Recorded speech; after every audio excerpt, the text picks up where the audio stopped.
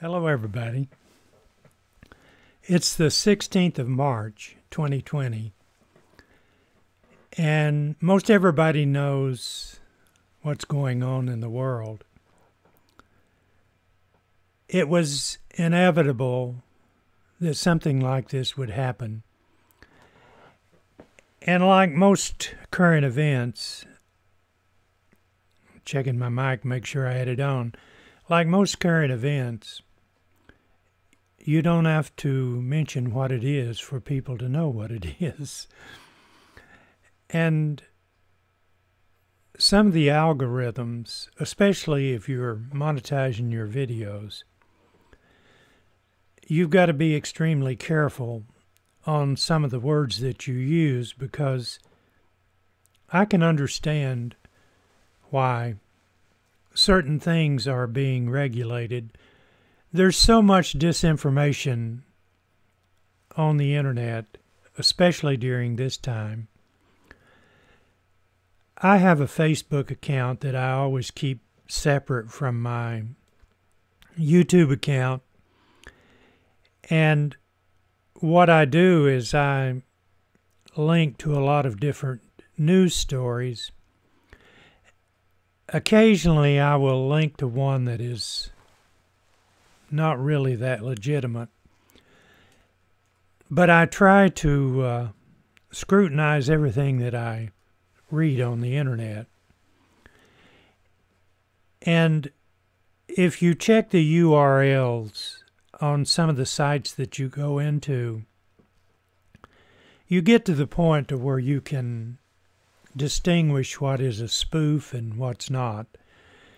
So I like to think that 99% of the stuff that I share for my friends who are interested in some of the same things that I'm interested in feel assured that what I'm giving them is not hype, but legitimate news. But the thing that always occurs anytime you have any kind of situation in the world, there's all kinds of conspiracy theories out there, and quite a few people are not believing what's going on. Some people believe that it's a way to get absolute control, and if you're a free thinker, you can think what you want to think. But the problem with a lot of people that think that way, they get extremely upset if you're not thinking the way they think. And some of them even become trolls because they're so upset. But that's just the nature of social media. It's impossible, unless you create accounts, which you can do, to where the only people that you're... If you heard that noise, that's a spring on my mic stand. But you can create a way to where you can communicate with people who you want to communicate with without fooling with the trolls. I guess I could put it that way. But now that most of these social media sites have figured out a way to track trolls and control them to a certain extent, they're not as prevalent as they were when these social media sites started out. And through the years, I've seen a lot of changes. It's amazing how technology has exploded. And you all have probably read articles about a supercomputer out there that they're using to try to trace some of these viruses. There's other words for it, but I'll just say trace the structure And hopefully, because we have some brilliant people out there, hopefully they will come up with a vaccine. The problem is no one has any immunity to anything new. When you're talking about the flu, and some of these same people who don't want to believe what's going on in the world, they use flu as an example. But what they're not taking into consideration is there's a lot of immunity to certain flu viruses. And that's why, and plus it's not spread that easy as some of the new bugs are spread. But you can't compare this to the flu.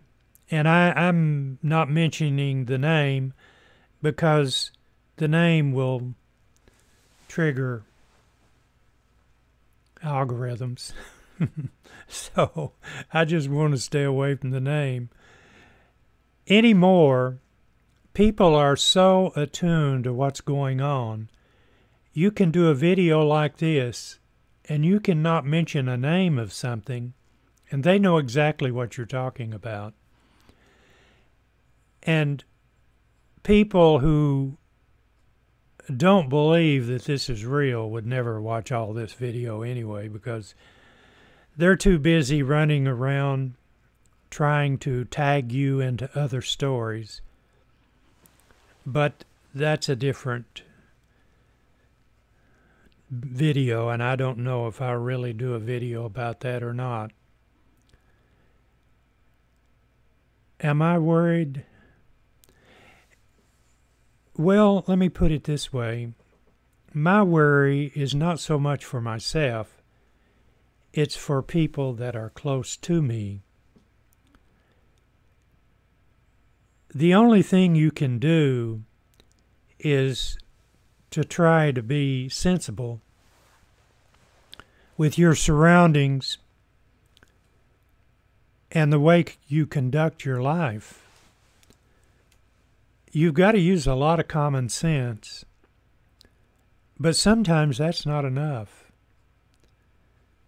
Some areas of the world are having a lot of difficulty, which I hope we don't have.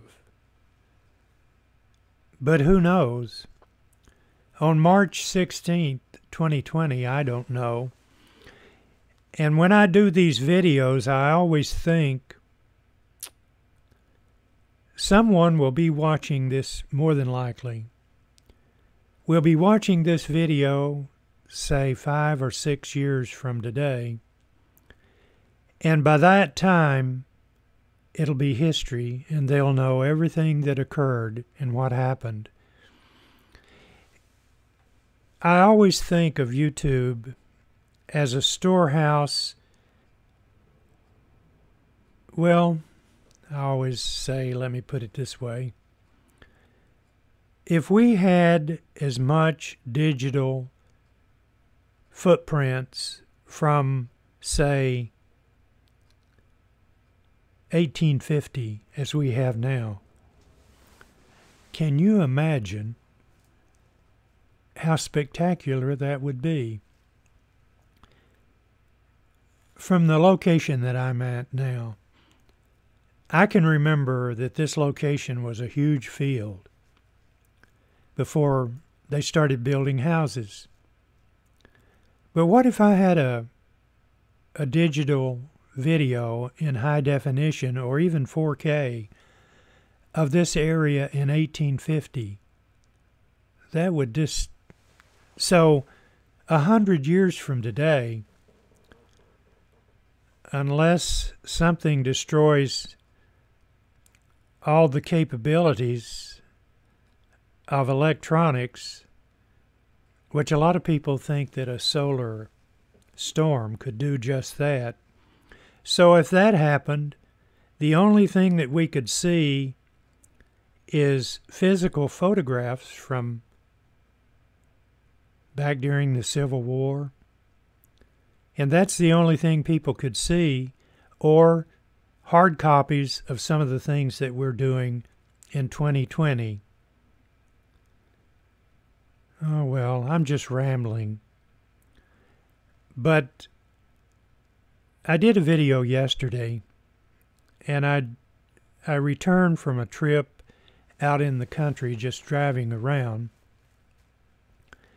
And I instantly started my camera and I noticed that I was calling Maryville Morristown, and I had my names mixed up. I uploaded the video, and then after I watched it, I decided to make it private. But I'm being extremely cautious with this video because I would like to leave it up. And it's just a rambling video from what I'm calling a person who grew up on YouTube. 2006, I did my first video on YouTube. It's unbelievable how fast time goes by. And if you're young, you can be at this for years and years. But I can go back and look at some of my old YouTube videos, and I can see how I've aged in 15 years. But that's the natural process. But you can tell that I enjoy doing what I'm doing on YouTube.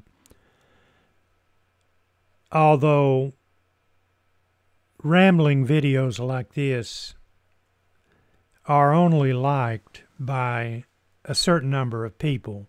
Now, I like videos like this. I can remember back in the first part when YouTube was getting started, there was an elderly gentleman in England who became almost a superstar. And he was doing videos about his life during the Second World War.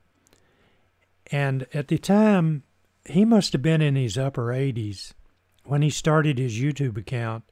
He is now deceased. But he was one of the first YouTube superstars. But that type of video is not as popular as it once was. And the reason is because the enormous amount of content available now on YouTube. If I see a geography book, I think, how useless is a geography book? You can go to Google Maps, pick a little place. I've mentioned this before. You can pick a little town, say in Finland, and then go to YouTube and put the name of that little town in YouTube's search function. And more than likely, there's somebody out there like me. I do a lot of road videos, but there's somebody out there that took their camera, put it on the dash of their automobile, and drove around. And I love watching those videos. And I'm trying to see how long this one is. It's much too long. So I'm going to call it quits and say thank you all for listening. And be safe. We'll see you. Bye-bye.